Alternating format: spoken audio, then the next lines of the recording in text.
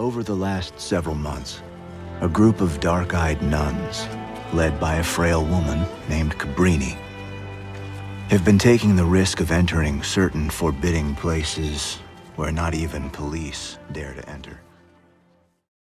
Hello everyone, it's Anton on the go here, and today, since we are celebrating the Feast of All Saints, I thought I might give you something to think about. When we look at the saints, we often think of them as marble or plaster images who have attained such great heights of perfection that unfortunately, we often forget that they too were just as human like you and me. Saints come in all shapes and sizes, and none are ever alike. Personally, I can tell there are some saints to whom I am immediately drawn to, and there are some that I already know if I had met them in person, I wouldn't get along with, and that's okay. None of us can ever say, well, I'm not exactly like that as a reason not to be a saint. There are the soon-to-be saints Carlo Acutis, Pier Giorgio Frassati, and Blessed Chiara Badano, who shows us that we can be normal lay people and still be a saint. One was a millennial who loved computers and Pokemon.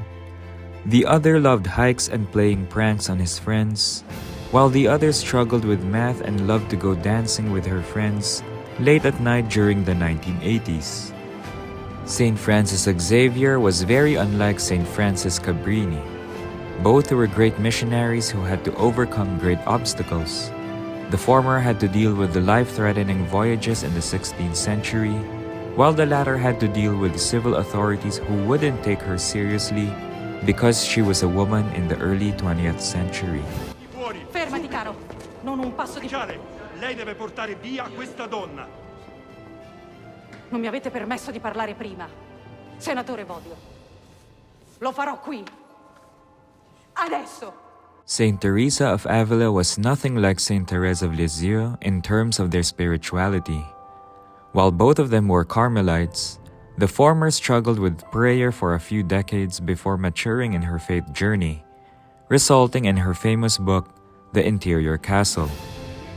Her life assures us that it's okay to find prayer dull sometimes, and we can ask for her intercession when it's difficult to pray. The latter Therese saw herself as a spoiled child before God, whose view on the divine consisted of flowers and roses. Then we have Saint Thomas More, Saint Thomas Aquinas, and Saint Augustine. Three intellects whom I respect a lot, but I know I won't get along with because their evenings and weekends would probably consist of debating big philosophical ideas that would probably also put me to sleep. Despite this, their lives and ideas have proven that the faith, with all of its nuances and vast implications, can withstand intense scrutiny. Bernadette, you'll admit you are very ignorant, the worst pupil in the whole school. That is true, monsieur. I'm very stupid. Then you should take heed when intelligent people assure you that this lady is only a childish bit of imagination, an absurd dream. The first time I saw the lady, I thought it was a dream, too. There now. Now that wasn't so stupid. Once you can mistake a dream for something real, but not 6 times. But what is hidden from the wise and the learned is revealed to the simple, such as Saint Bernadette Soubirous, who had a poor memory and was so behind in her lessons that she couldn't even receive her first Holy Communion because she didn't also know the Holy Trinity.